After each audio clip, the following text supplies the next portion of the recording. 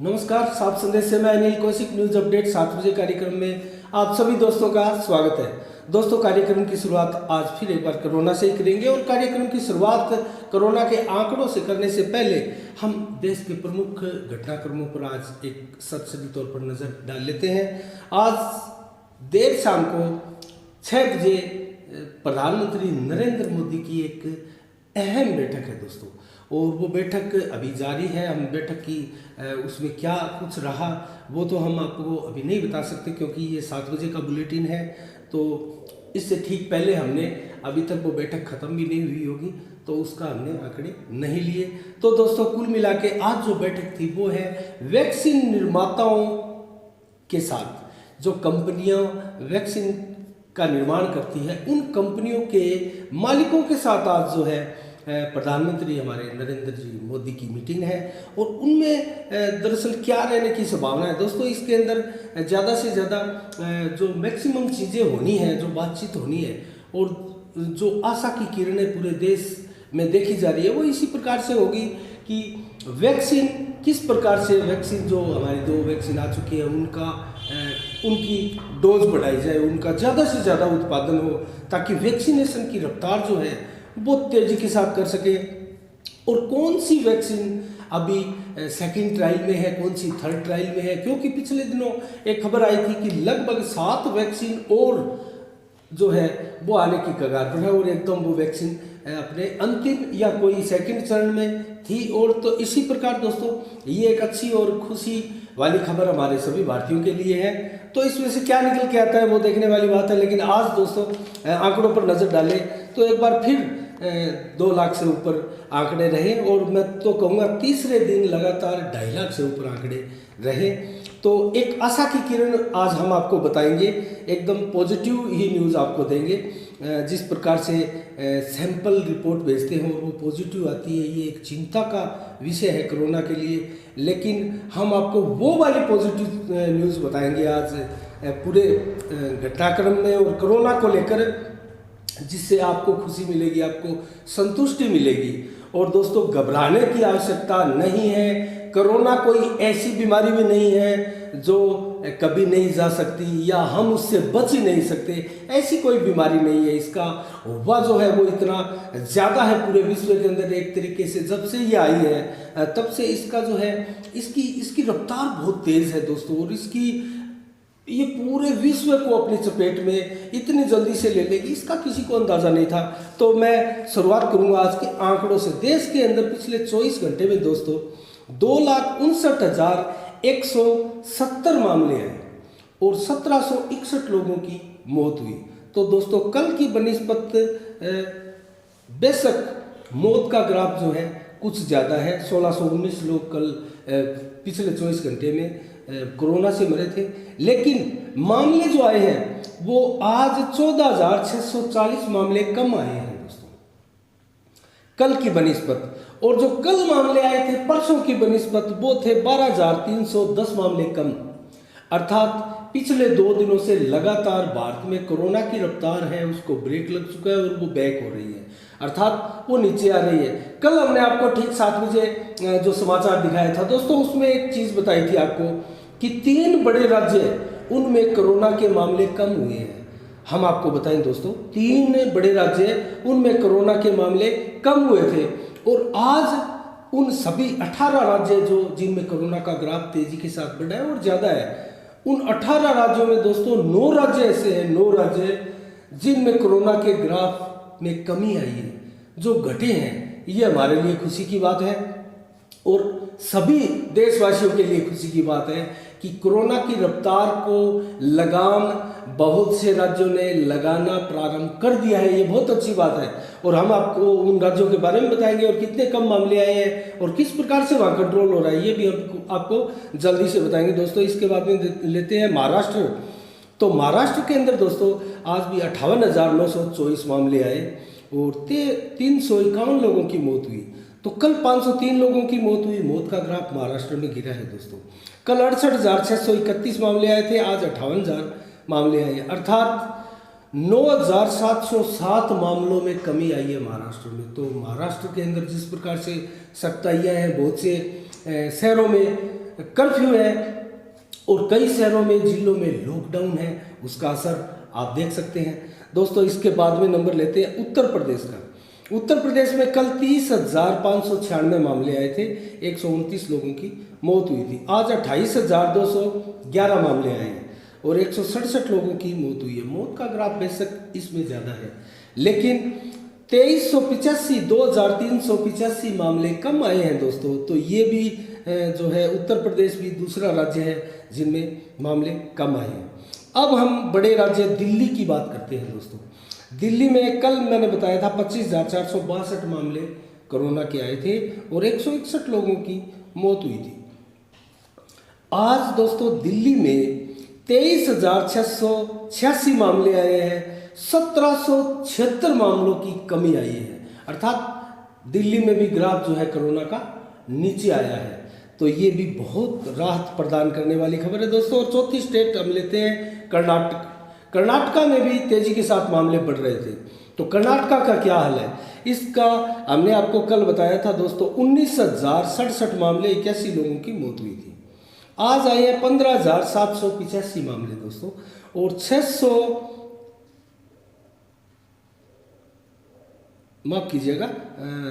19,067 मामले आए थे।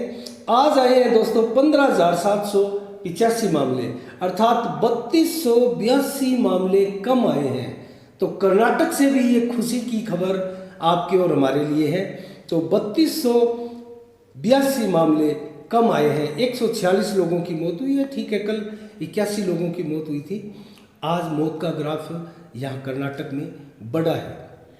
मौत का ग्राफ इस सेकंड लहर में, ये दूसरे इस कोरोना के स्ट्रेन में दोस्तों बढ़त क्रम में है और बढ़ता हुआ लगातार आ रहा है, इसमें कतई संदेह नहीं है।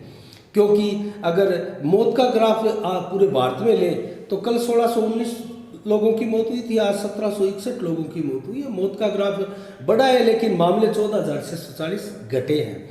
तो अब लेते हैं दोस्तों कर्नाटक के बाद में मध्य प्रदेश का।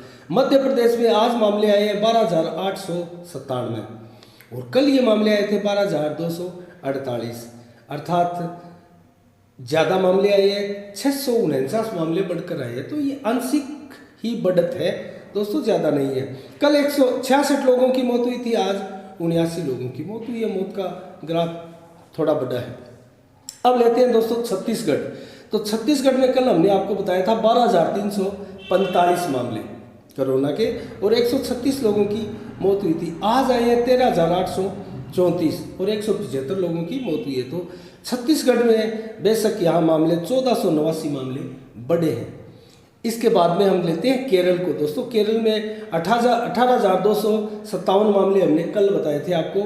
आज आए हैं 13,644, अर्थात सबसे बड़ी गिरावट कोरोना के अंदर केरल में देखी जा रही है। 4,613 कम मामले आए हैं केरल में और मात्र 21 लोगों की मौत हुई है। और कल जो है हमने आपको बताया था 25 लोगों की मौत केरल में हुई थी।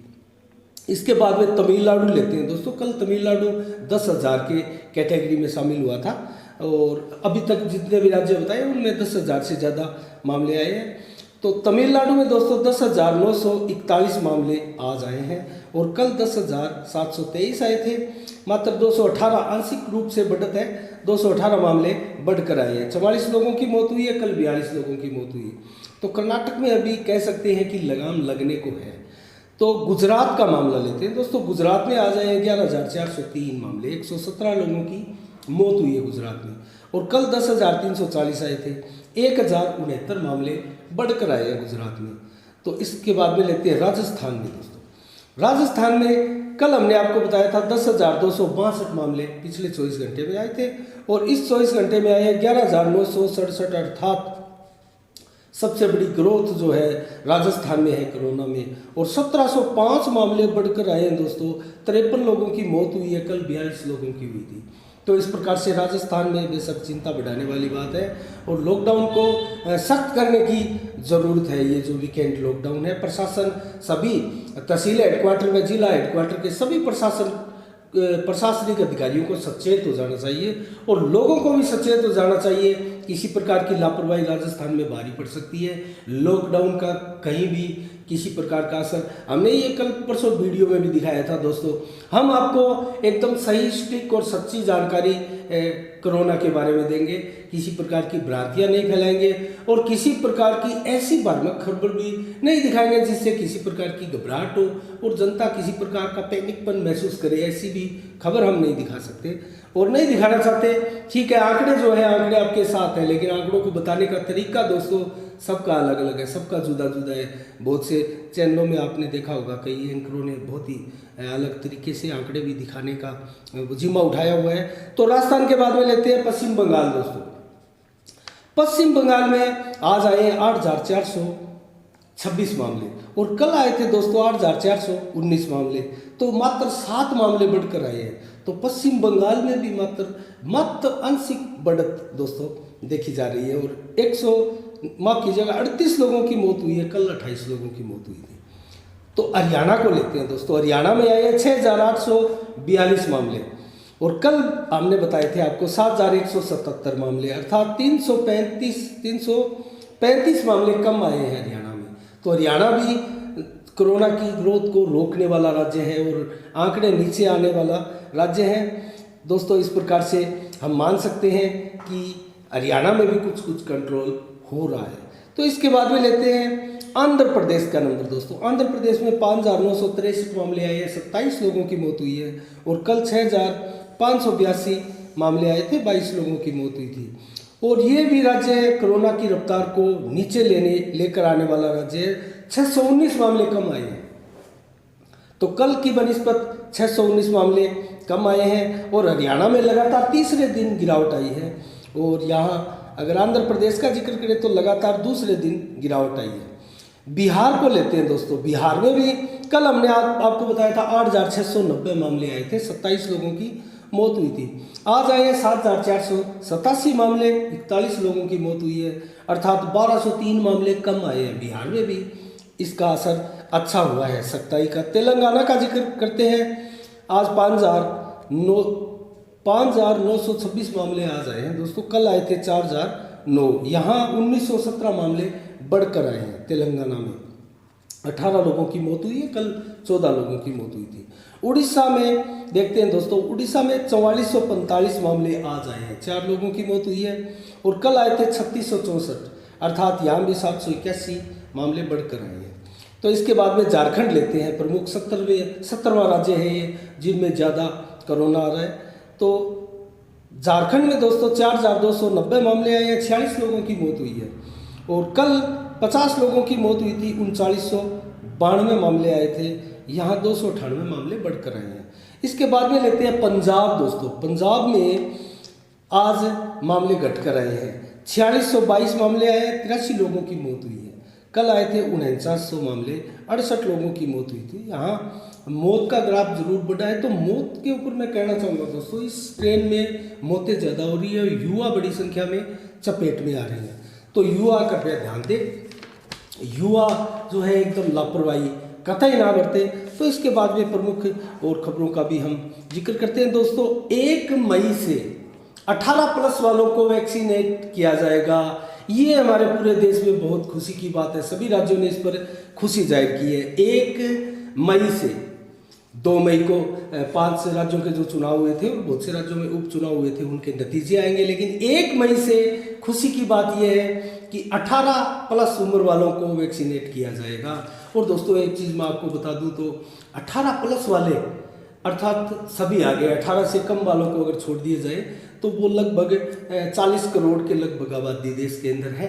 और 18+ वालों को देखें तो भारत के अंदर कितनी आबादी है, अर्थात 100 करोड़ लोगों को अगर 18+ वालों का पूरा वैक्सीनेशन कंप्लीट हो जाता है तो भारत में 100 करोड़ लोगों को वैक्सीनेट किया जा चुका होगा।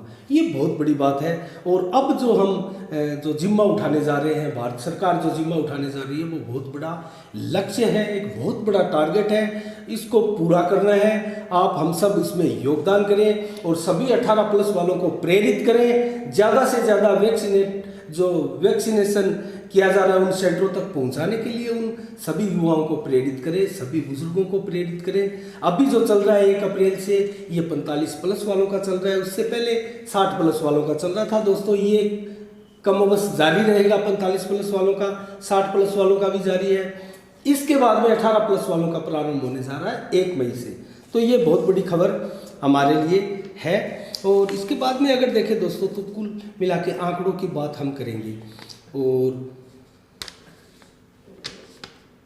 6 करोड़ मास्क भाजपा बांटेगी बंगाल में, ये घोषणा जो है भाजपा ने की है दोस्तों, ये बहुत अच्छी बात है। और 500 से ज़्यादा की भीड़, लगभग 3 चरणों के चुनाव बाकी है वेस्ट बंगाल में दोस्तों, और इन 3 चरणों के चुनावों में लगभग 500 से ज़्यादा की भीड़ अब नहीं करेंगे, भाजपा ने यह घोषणा कर दी और सभी दलों ने लगभग इस प्रकार की घोषणाएं की है।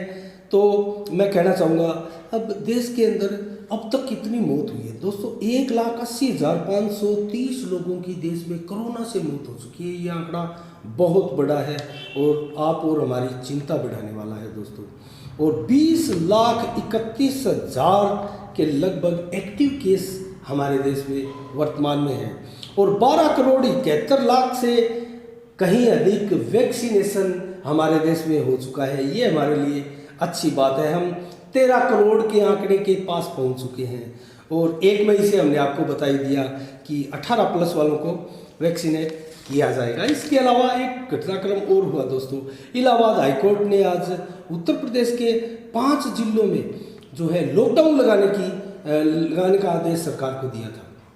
वो 5 जिले लखनऊ, वाराणसी और प्रयागराज, कानपुर आदि हैं। तो दोस्तों इसके तुरंत बाद जो उत्तर प्रदेश सरकार है, योगी सरकार है, वो हरकत में आई और सुप्रीम कोर्ट को उन्होंने जो है हेल्पनामा दिया और इसके ऊपर रोक लगाने की मांग की गई, क्योंकि उत्तर प्रदेश के मुख्यमंत्री योगी आदित्यनाथ का कहना है कि हम बगैर लॉकडाउन लगाए ही इस प्रकार से सख्ताई करते हुए इससे पार पा सकते हैं, कोरोना के मामलों को रोक सकते हैं। और दोस्तों आज के आंकड़ों में हमने दिखाया उत्तर प्रदेश में ग्रोथ भी हुई है, मामले भी नीचे आए हैं।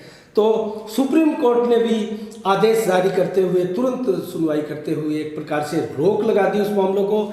तो इन 5 जिलों में अभी लॉकडाउन नहीं लगाया जाएगा और उसकी आगे फिर सुनवाई की जाएगी दोस्तों। तो इसी माह के अंत तक इसकी सुनवाई की जाएगी। तो इसके अलावा दोस्तों अब हम भादरा आसपास के खबरों की चर्चा करेंगे। सबसे पहले एक बहुत बड़ी दुखद घटना हमारे भादरा क्षेत्र में हुई है, उसका जिक्र करेंगे दोस्तों। हाजी दाऊद कुरैशी जो वर्तमान में चेयरमैन थे नगर पालिका के, उनका देहांत हो गया है दोस्तों, और पूरी कोरोना गाइडलाइन के साथ उनका आज अंतिम संस्कार किया गया।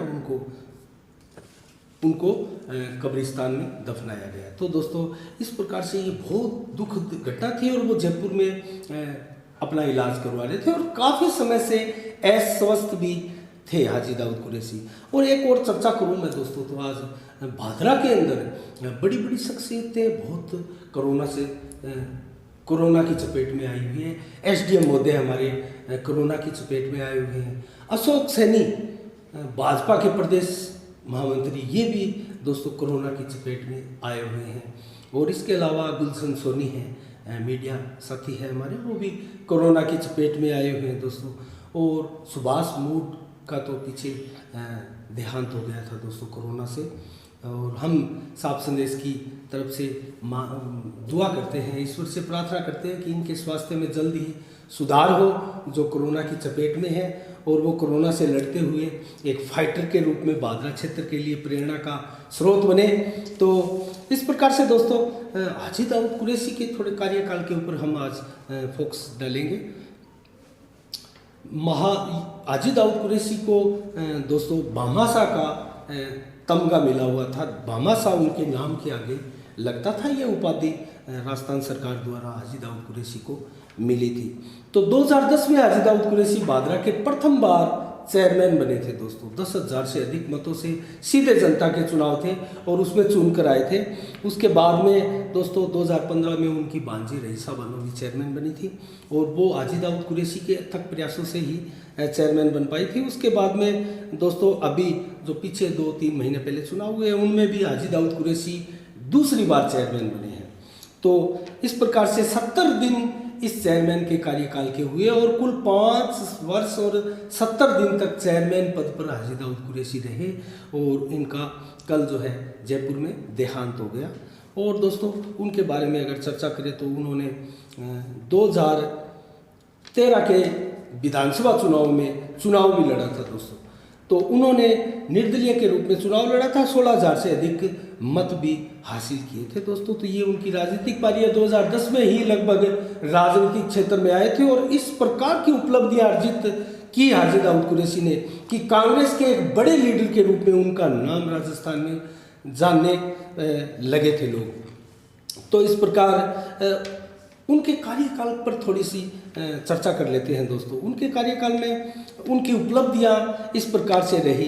वो सीवरेज लाइन जो अभी चल रही है और ये लगभग समापन की ओर ही है दोस्तों। लेकिन इसकी शुरुआत 2010 में हाजी दाऊद कुरैशी ने की थी और शुरुआत के बाद में इसमें कुछ विलम्ब भी हुआ और ये बहुत बड़ी योजना है हाजी दाऊद कुरैशी साहब के कार्यकाल की दोस्तों। इसके लिए उनको सदैव याद रखा जाएगा। और स्ट्रीट जो कस्बे के अंदर स्ट्रीट लाइटें हैं दोस्तों, जो बड़े बड़े पोल आप देखते हैं, जैसे रेलवे स्टेशन पे है, अम्बेडकर चौक पर है, खोबरागंज की मूर्ति के पास है, संजय चौक पर है और वाल्मीकि चौक पर है और यहाँ अपने विवेकानंद स्वास्थ्य सेवा समिति के पास में है और परशुराम चौक के पास में जो आप देखते हैं, तो वो स्ट्रीट लाइटें बड़ी बड़ी वो हाजी दाऊद कुरैशी ने यहाँ शहर में लगाई है। लाइटिंग के क्षेत्र में भादरा को जो है जगमग करने का काम हाजी दाऊद साहब ने किया।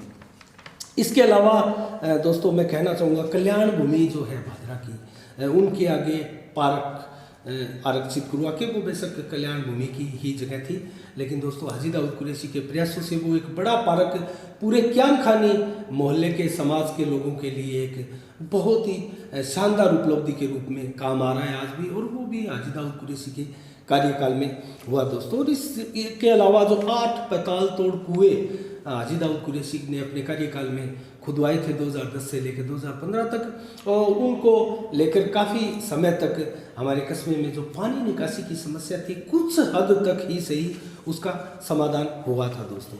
तो इस प्रकार पट्टों का जिक्र करें तो विशेष तौर से पट्टे उनके कार्यकाल में सबसे ज़्यादा एक रिकॉर्ड पट्टे बनाए गए थे। तो इस प्रकार से हाजी दाऊद कुरैशी का कार्यकाल जब याद किया जाएगा तो इस कामों को याद किया जाएगा।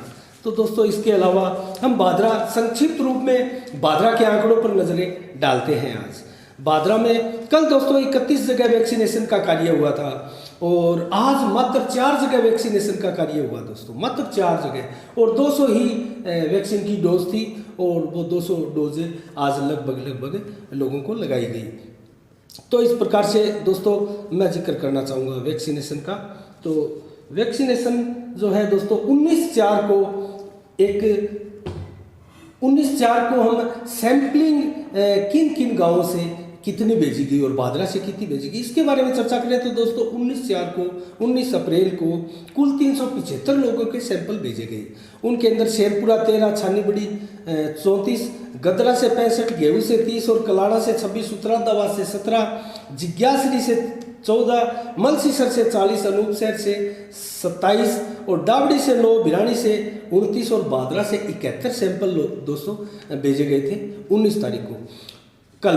और आज जो सैंपल भेजे गए हैं दोस्तों उनका भी मैं जिक्र कर लेता हूं, बता देता हूं। शेरपुरा से आज 30 भेजे गए हैं, छानीबड़ी से 5, 51 माफ कीजिएगा, छानीबड़ी से, जिज्ञासरी छोटी से आज 12 भेजे गए हैं, डावड़ी से 23, उतरादाबाद से 18 सैंपल भेजे गए हैं, अजीतपुरा से 48, मलसीसर से 16 सैंपल और भादरा से 86 सैंपल, कुल मिलाकर 284 सैंपल आज भी भेजे गए हैं। उनमें ये रिपोर्टें कल भी आ सकती है और परसों भी आ सकती है। देखना ये है कि दोस्तों अब तक जो रिपोर्टें बाकी हैं वो कल वाली और आज वाली मिलाकर ये लगभग 550-600 लोगों की रिपोर्टों की जो बाकी है कि इनकी पॉजिटिव आती है या नेगेटिव आती है। तो कुल मिला के जो भादरा के अंदर कोरोना के पेशेंट हैं एक्टिव वो कितने हैं दोस्तों, इसके ऊपर मैं आपको आंकड़ा बताऊं तो 195 एक्टिव केस भादरा में कोरोना के हैं दोस्तों। इसके अलावा अगर मैं किन किन गाँवों में है अगर संक्षिप्त में जल्दी से आपको बताऊं तो कल जिस प्रकार से 74 पॉजिटिव दिखाए गए थे, एक चर्चा आई थी सोशल मीडिया में, वो थोड़ी सी रॉन्ग थी दोस्तों, मैं आपको बता दूं उसमें करेक्शन था। 64 ही पॉजिटिव कल भादरा में आए थे 74 नहीं थे और वो 10 थे, वो डबल मार्किंग के चलते संख्या ज़्यादा दिखाई गई थी। तो कुल मिला के जो मामले आए थे वो किन किन गांवों से आए दोस्तों? चिड़िया गांधी से 1, डाबडी से 1, डोबी से 3, डोबा से 2 और नुआ से 4, बेरुछानी से 1, छानी बड़ी से 15, जिज्ञासरी बड़ी से 2, डुमराना से 22 और मलसीसर से 3, अजीतपुरा से 5, मलखेड़ा से 1, शेरपुरा से 1, गेहूं से 1, गडड़ा से 1, कर्णपुरा से 2 और चक बोजासर से 1, बीबीपुर से 2 और बादरा कस्बे के वार्ड नंबर 1 से 1, वार्ड नंबर 4 से 1 और वार्ड नंबर 30 से 1 और वार्ड नंबर 31 में 2 और वार्ड नंबर 24 में 1 कोरोना के पॉजिटिव पाए गए थे दोस्तों। तो इस प्रकार से कुल मिलाकर 195 पॉजिटिव एक्टिव केस आज भी बादरा में माने जा रहे हैं, क्योंकि इनकी संख्या कम हो सकती है।